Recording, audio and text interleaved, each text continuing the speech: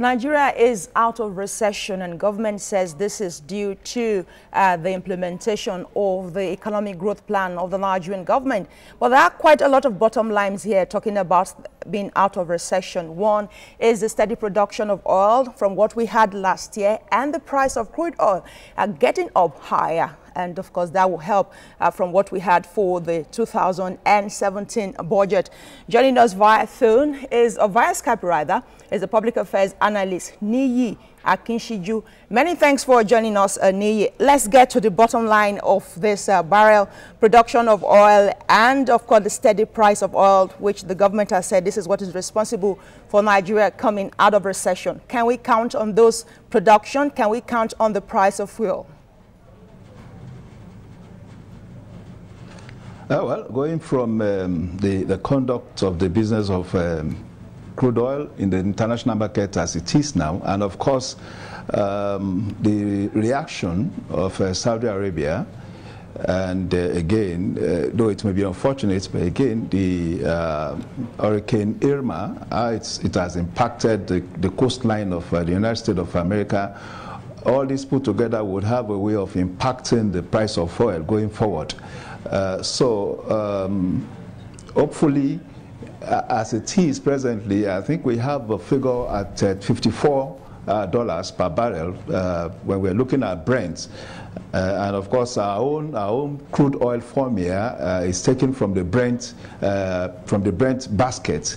So we are hopeful that the price will be sustained. At the most, it will be higher than the 44.5 benchmark that we have adopted in Nigeria.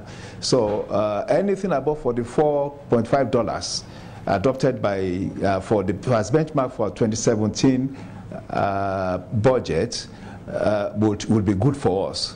So at $54 per barrel as it is now, it's good price for Nigeria, and I think it will help us because again, anything above that 44.5 will also go into the excess crude account. I also believe that in terms of the quantum of production, as long as we can sustain peace in the Niger Delta, we'll be able to continue to increase. I think we are hogging 2 million barrels a day already, and if we are able to sustain that, we should be able to get to the target of 2.2. But of course, we are all aware that OPEC has given us a cap. At the next OPEC meeting, it's likely they tell us to do a 1.8 million cap as part of our own contribution to the control of production, as OPEC makes to stimulate price, as it were. All right, so from your analysis, how long will you think it would take before Nigerians begin to feel the impact, as it were, of Nigeria's exit from recession? Oh, I think it's a continuous thing. But my appreciation is the fact that the recession has taught us the need and the urgency to diversify our economy. And I think the economic recovery and growth plan is in pole position to help us do this. We have no choice but to diversify. When it will impact, and I think the bottom line or the baseline of how the economy will impact the average Nigerian is food. And there we have a challenge already, because as most experts have agreed, we have a huge population, and it's as if we are not producing enough, to feed the population. Again, you have multidimensional focus on that. You are looking at farm produce getting to the urban centers or to the market early enough, and even if you have farm produce in huge quantity, you have the challenges of storage, You also have the challenges of bad roads, moving from the products from the farm gates to the urban markets. It will be costly and all that. So there are so many challenges confronting Nigeria in that regard. So it will take time. Right. There's no magic in that. If you are building a 1,000-kilometer stretch, it will take time before you get to realize that. All right, Niyi, let's stay with the issue of the population. From what we heard, the Nigerian population is growing at about 3%. That's what we have. The growth we've recorded right now is about 0.55%. And remember, the consecutive fall we had was of about 5 quarters, really, consecutively. We kept pulling backwards. What we've recorded so far, which is a good thing, but better analysis would do for us right here, if you can, please. Well, the truth of the matter is we have a thing to be hopeful for. Don't forget that we've always had, when we had increase, or rather when we had what you call comfortable GDP figures, it was mainly driven by the oil sector. And when you do that, it is actually like impacting a segment, you know, of our total economic profile. But it is just by the nature of the oil and gas sector.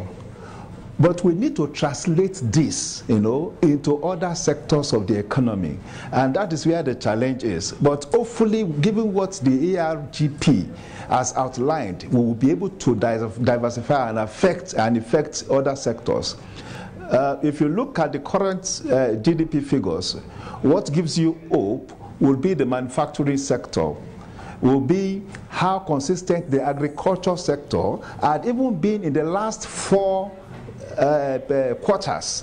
You know, the manufacturing sector had been consistent. And to feed a nation that has a huge population, stated at 180 million as it were, and increasing at 2.6%, you know, annually, you need a buoyant agri sector. So I am happy that the government is focusing on agriculture. Of course, we have these other challenges that I've talked about, but the important thing is for the focus on, I mean, the policy position on agriculture and other related sectors should be implemented. All right, but before I let you go, give me briefly now, what must we do so we do not fall back to this recession we're just coming from?